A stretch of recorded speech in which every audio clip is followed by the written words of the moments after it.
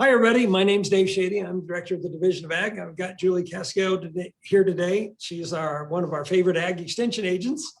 So we're going to be talking about food storage and some things. That's her expertise. First, though, and leading into it, we've been talking about our food security microgrants, and the blood analysis is 2,500 applications, a huge need out there. An amazing amount of response. We are really thrilled about that. The challenge is it's literally going to take us a month to get it all input. It has just been overwhelming, great ideas, very complex proposals. Something, I was expecting 500 to 1,000 applications, and we're at 1.5 times that. And some of them are individuals, a lot of them are groups, a lot of them are groups of individuals. So I wanted to let everybody know that we're going to have a delay in our processing because we literally are going to have to automate this process, regroup and move forward with that. So it just shows you, or it shows me, and what I looked at was food security, storage, those kind of needs are really out there. We got from all around the state ideas and needs, and people are really concerned about food security, food storage, how to do this. So it really leads in, Julie, to what you wanted to talk about today. And, we really appreciate you being back. And so I'm going to turn it over, and sorry we're late, little technical difficulties there. So go ahead, Julie, and we'll watch the chat line and we can talk a little bit at the end if people have questions. Sounds good. Hi, everybody. So thank you for introducing me, David, and talking what you've been dealing with. That's great. Yes, I'm going to talk a little bit about food safety and food security, food storage right now, because these all blend together. And then toward the end, I'll talk about some of the other classes that are coming up soon within the next month, and so that you can have some ideas on things that you might be of interest and how you can sign up or get into register for those. They're all free. Well, no, that's not true, but most of them are free classes. So I wanted to start with flour storage. Sometimes I've had part of the reason the subjects that I'm going to talk about are things that questions that have come through to me. And one is on storing flour. And sometimes we think that, oh, flour, we can store it for however long we want. That makes me think back to my grandparents, who were very careful with how long they stored the flour because the insects would start regrowing. There would be seeds or stuff, not seeds, eggs of the insects in it, and they would start growing. So that's a bad thing. But that's not what's happening so much now.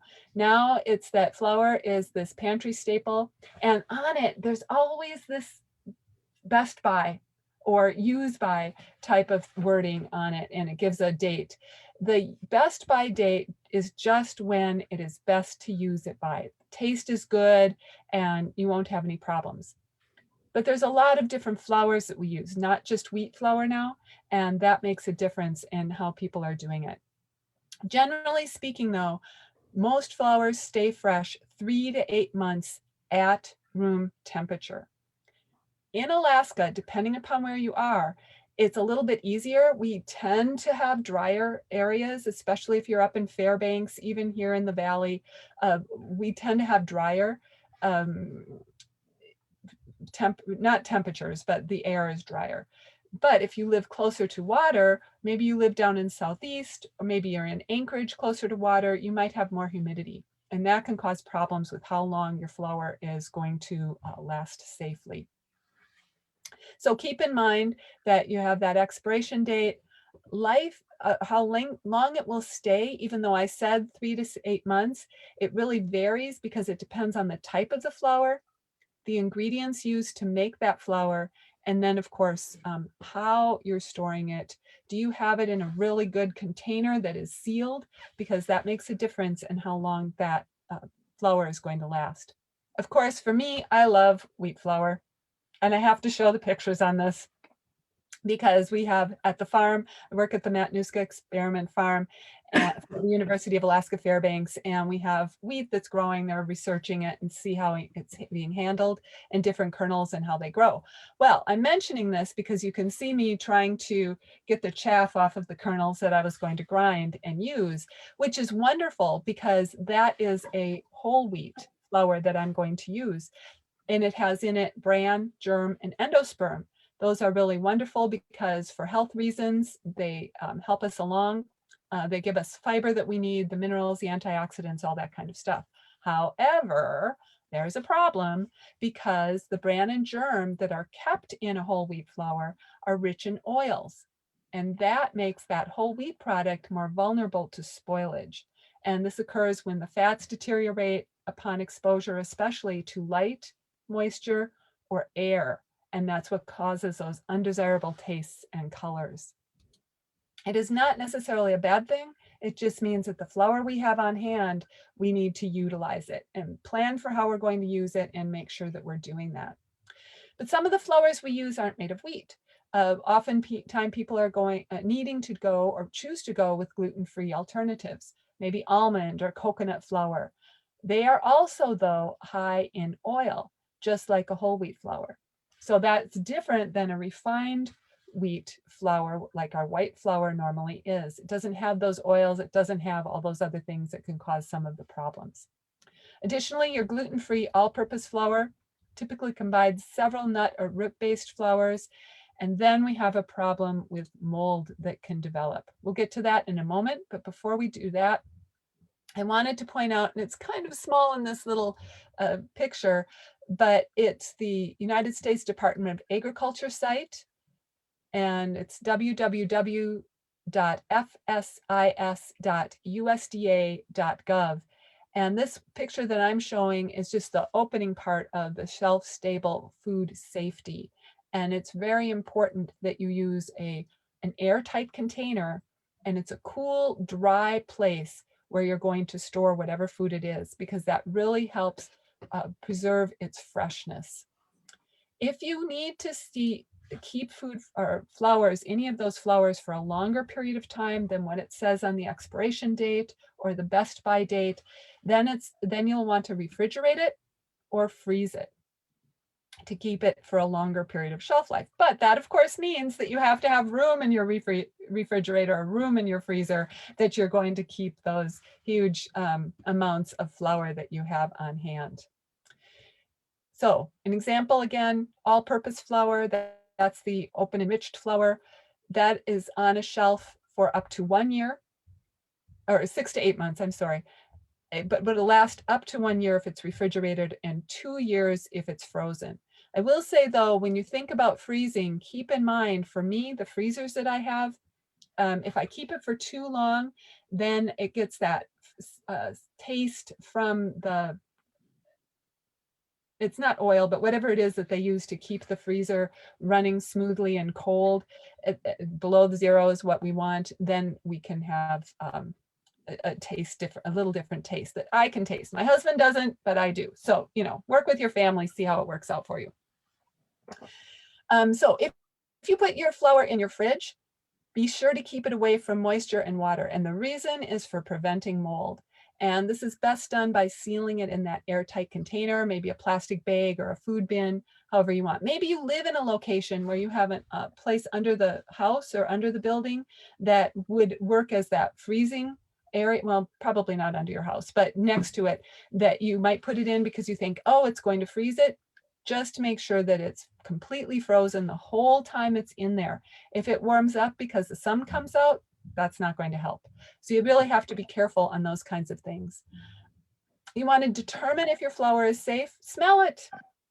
That what you're trying to do is smell to see if it's a neutral odor. That's great. But if it's a bad flour, it's going to smell off. It's not going to smell the same. Sometimes it'll smell stale, musty, almost sour. Sometimes it might look discolored. So make sure that you can identify what it should look like. And remember, again, keep it away from water or moisture because we don't want any mold to develop. If that happens, then moldy flour can be dangerous. And it's also foul tasting, so we'll be able to taste it, but we just don't want to have it on hand. We also have to be careful because we don't want any mycotoxins, because those can cause very serious illnesses, including cancer and liver disease, and we want to avoid that. So again, if anything smells bad, shows signs of mold, throw it out. actually read recently that, reuse, I'll go back to that, reuse that old flour, use it for making Play-Doh for the kids. Well, be careful, because you just don't want them to be touching mold or sticking it in their mouth by accident. So again, please be careful on how you're using it. I wanted to talk a little bit about dehydration as well. That was, occasionally I get questions on that. There's several different ways where food can be dehydrated. You can sun dry, you can solar dry, which is fun because it's still outside. You can vine dry, that's a little tricky. David, this is maybe something that you would have to answer at some point, but we often don't have the weather that will allow our beans, or what we call beans, legumes, beans or peas that we're going to dry, to get to the right temperature in the right amount of time. However, our weather has changed so over the last several years. So maybe you can grow vine and in your these things into the vine format and dry it well. Good for you. But if any of those three, if anything is dried in those three methods, then you do need to pasteurize that food when it's after it's being dried. Other options, other dehydrator, I'm showing a picture of that here. You could dry it in your oven. There is a way to do that. It's a little time consuming for that iron that you might want to, or the oven that you might want to use to bake goods or to bake your food, but it does dry things. And also you can hang it in your room to dry. And that's what the picture on the left is showing. Actually, I have some herbs there that I was drying that came from my garden. There are several types of foods that can be dehydrated, and I've just listed them briefly here. We have some good publications. If you ever have the So Easy to Preserve, or you want to go to the National Center for Home Food Preservation, which is out of the University of Georgia Extension, but it comes from the USDA guidelines and funding for doing those. But it has really good information on how to dehydrate different fruits, different vegetables, and even meats. And of course, we also talk about meats because, maybe you got a moose when you were out and you want to dehydrate some of that. You want to make jerky. Or maybe you've gotten fish and you've been really lucky to get a lot of fish and you like to smoke it. I have friends who are really good at smoking it. But the thing is, you have to follow some different steps in that procedure in order to make sure that you get rid of any foodborne illness that it could cause. And particularly with the meats, the wild game meats and the salmon or any fish that you might be doing this with, there are steps to make sure that the parasites that they often have in them are destroyed. And because the freezing helps with that, but unfortunately the freezing doesn't get rid of the bacteria that can be pathogenic. So we have both of those steps in the process that we have to work through. And I have lots of information I could go over, but I think I'll just skid forward and talk about electrical outages. Now, all of you can laugh because we don't have to worry about that in Alaska. It's all the lower 48 who's dealing with it. However, we do deal with it in Alaska. Maybe just a tree that falls over and goes through the wires and stops the electrical area, the electricity coming through to your house. And the reason I have, and this is my freezer, I took a picture of it this morning, that your freezer might have gone down is because of that electrical outage. And you need to know if the freezer has gone down below. So if you can see my picture, I'm showing a thermometer. Make sure you get a thermometer and have it in your freezer, or one of those that you can actually see. We got a new refrigerator because ours broke, and now it shows on the outside what the temperature is on the inside. So that's a plus. Regardless, make sure that you have a thermometer and know what's happening. And don't open it when you have that electrical outage, because every time you open your refrigerator, every time you open your freezer, you're allowing warm temperatures to get into it. And some of that, keeping it as cold as you need it to be, is going to disappear. So be prepared for that. But I also showed this picture for another reason.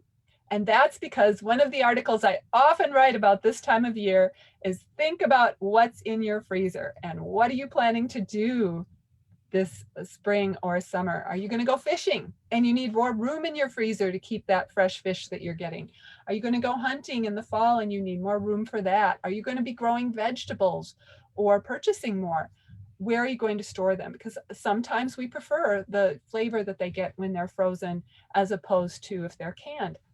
Then it's a good idea now to take some of that food out of your freezer and use it, enjoy it, or figure out what you can do with it. And if it's in the freezer, one of the things that you can do if you take it out of the freezer, particularly the meat and the fish, is can it. I do not recommend that you do that with your vegetables, because if they're kept over time, they tend to get they don't taste as good and the texture deteriorates. So it's not best for that. And this is just an example of some of those wonderful canned foods that I have to eat in case there's any emergencies. And oftentimes we want to store food in ways that we can enjoy them. Also, not recommending to freeze them, not recommending to dehydrate vegetables. We might have a lot of berries in our freezer. What do we do with those? And in fact, I'm really good. I looked at my freezer, so you guys get to see my picture of the freezer again. And if you look at that down in the lower corner on the right side, I saw my currants that have been in there for almost 8 months now. Got them last August, September. And I need to eat those because it showed me how the crystals are developing on the outside. The flavor's not going to be as good. Maybe I'll make a jam or a sauce out of those currants, or maybe I'll make them into a juice and enjoy that with a juice drink that I might be making. So there's a lot of different variations, and it depends upon what you, your family, people you're feeding enjoy, and what you have on hand. So I wanted to mention upcoming extension classes. Of course, these will be online because the university is being cautious about the spread of COVID. We want to be careful, but this is I look for the positives, and the positive is that people who might not have been able to attend these classes based on the time of day, where they're located, where these classes are going, are more open to a lot of people.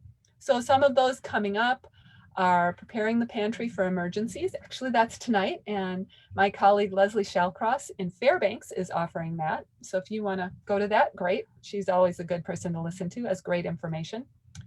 A virtual preparedness Jeopardy hunt. And that's being done by Ann Biddle, our 4-H program coordinator, and that'll be talking about disaster preparedness and emergency. And it's basically for youth ages 14 to 18. Soil sampling, Steve Brown, our agriculture person, is doing that. Seeds starting 6 to 7 p.m.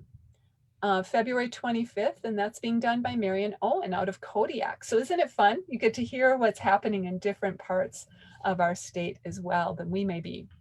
I will also mention, because part of this is food safety, and I teach a certified food protection manager class for those who need that certification. If you're interested in that, the class is March 8th, and I urge you to sign up this week because there is studying that needs to happen ahead of time for that class. And then March 20th is Alaska Women in Ag Conference. At the bottom of this, I show where you would go. If you are interested in any of these or just searching to see what kind of other classes that I haven't even mentioned are coming. And so a great place to do that is www.uaf.edu/CES. Of course, that stands for Cooperative Extension Service, /districts/Mat-Su, because this is what's going on in the Mat-Su or through the Mat-Su this month. So that's the basic information that I had to share with all of you. Any questions or comments? Anything come through the chat, David? So I don't see any. I'm going to take another look here real quick. No, I have not seen it. So John hadn't seen any either. So when you were talking about the flowers and that, what comes to mind is, and I think you might have answered the question, but what are, you talked about the flowers, what are some other products that, when people are looking at, trying to do a 6-month, 1-year rotation, what are some of the other real long shelf stable kind of items that you might put in your rotation? You know, rice is one of my favorites because I always eat rice and I can keep it turning. What other things would you recommend? And I know you got that pantry class coming, so kind of a lead into what would you be learning from that? Lots of different things. And part of this is going to depend on your taste, the areas that you have to store things in.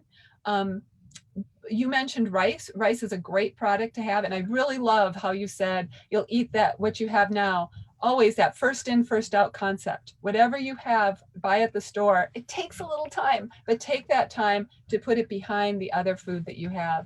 It will be canned goods. You'll want to have some canned goods on hand.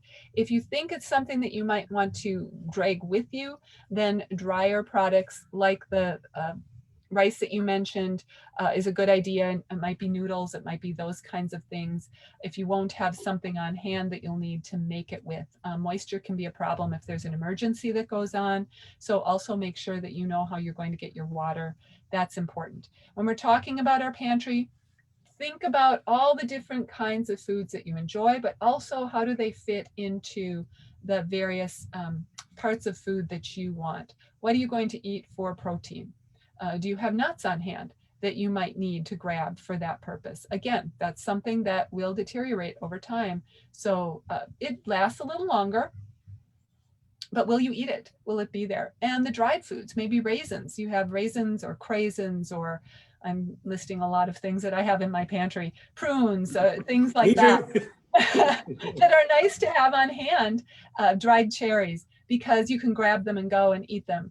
They don't have much moisture in those. So remember, you might need some moisture if well, okay, you're gonna laugh at me for this one. So Good Friday, one of my family always served prunes that had been reconstituted with water and then served over noodles. Oh my goodness, my family loves it. My husband's family, different story entirely. So some of that depends on how much you like. Also vegetables, I will mention those. Dried vegetables are important, but if you choose to do dried vegetables, and I didn't mention freezer drying, that is a newer method. Well, it's not a new method, it's been around for a long time, but it will keep food for longer periods of time. However, you have to put these little what are they called? Silicone things inside with it so that it keeps the moisture from contributing inside of that particular container. And it is very expensive to start out with that. So that's that extra money that you have on hand that you want to use some way. Try a freezer dryer because I have one of those. I haven't had time to try it yet, but a colleague of mine has, and he really enjoys it, but it takes time and it takes patience in learning how to do it. An advantage of that is you could actually make a food and then do a freeze dry on it and then have that whole food that just needs some water added to. And whole food, I mean, in terms of having protein and vegetable, possibly even carbohydrates involved in it, like a casserole or a soup with all of those things. Whereas canning, you could have a soup made with meat and vegetables in it, but not any of the other things, the rice or the noodles or something like that that you would put in. You have to wait until the end to do that. Did that help answer your question? Perfect. That's exactly where I wanted to kind of go with it. And it's kind of funny because in my pantry, I'm the guy that goes in there and does all the first in, first out. It just drives me crazy if we don't do that. So, but I grew up on a homestead. I mean, this was the life of me growing up. So it's kind of fun. We had a great question here. Is the crawl space a good place to store food? So, we do get that question a lot. So that is a good question about that. The crawl space is a good place to store food, particularly, well, okay, so there's some factors here. What's on the bottom of that crawl space? Is it concrete or is it open dirt area? What else is in that crawl space? If there's some ventilation that happens, if there's some moisture that goes on in there, if you want to use it as a root cellar, that's great. However, if you're bringing in even your canned goods into a place that's damp, they're not going to last as long. They can have deterioration going on, and I'm circling it. Let me see. Oh, yeah. You'd be amazed in my small closet that is now my office, what I have here. So if you had something and you left it sitting out, this part under here could become deteriorated and Right. loosen. And so you're going to lose those wonderful canned foods that you have. If it's a dry food like flour, which we just talked about, it can become too moist in that environment. So you have to check it. You also need to see how cold it is, because that will make a difference in what will survive correctly in that area. A simple question, but it's not, because there's a lot of different factors that you have to consider when you are looking at even storing in a cellar or just a crawl space underneath your house. Well, and I think it comes back to the access. If you just put it in there and forget it, you're going to defeat your own purpose. Because that rotation, I think that point you made in the very beginning is one of the critical things. If you don't, mark your dates and have some system to know what you have. I mean, my wife brings me stuff and like, when was that? And I'm like, that's a good question. So, we've got a lot better at putting our dates on stuff that we've made and making sure the rotation and how long it'll last. So, it's all of those factors that some of us that kind of grew up in that world of smokehouses and root cellars and that, like I did. I'm in that last homestead generation. But it's amazing how we're going back to that. And so I really appreciate the fact that, you're helping people relearn. I think sometimes I think, we're relearning things that have been going on for the millennia here, the caches and that. There was a reason why people did things. It was to enhance their food structure. It was to lengthen when the food was available. And people have experimented for years. And with the new technologies, some of it's a lot easier than it used to be. So, one of the things I really want to do is I recommend people go onto your website, because you guys have some amazing classes and links into some really, really good information that's at your fingertips. So what else do you want to close out with? I want to mention, you mentioned caches, and it used to be when I first started writing articles for this, I'd say, oh, remember in the winter, you might have a cache outside where you can store some of the things because you don't have enough room in your freezer. Can't say that anymore. Unfortunately, our temperatures are getting warm, and depending upon where it's located, maybe trees have been taken down around it, sun is coming into it, that can warm it up even when it's outside, even if a cold cooler. Okay, I'll tell you. Just before Christmas, we make way too many cookies. And so we store them outside in this huge cooler that we have in a place that's shaded to hopefully keep it cold enough. But I'm talking cookies, not meat, not anything like that. And even that, I want it to stay long for the whole month. So we have it, all the way around and can enjoy it. But even then, we've had warm temperatures that have caused problems with making sure that they're cookies. That wasn't a problem, but it could be a problem. So be careful even in that instance. When you're going to get your fish and you take these huge coolers along to bring everything back, keep in mind, weather makes a difference. Yeah, we live in Alaska. Most of our areas don't get, well, except for Fairbanks, we don't get very warm, even in the summer a lot of time, but the sun can make it warmer, and our sunshine lasts a long period of time during the day, and that can cause problems as well. And you just hit a point, and that is that it's really important to take good care of that product before you get ready to store it.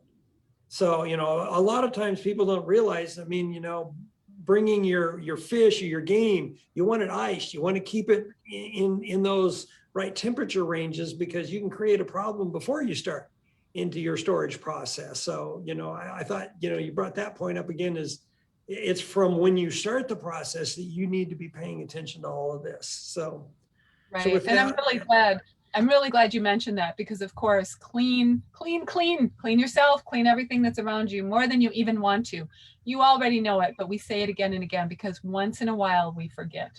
But I know it's time to be done. I'm going to go have my strawberries.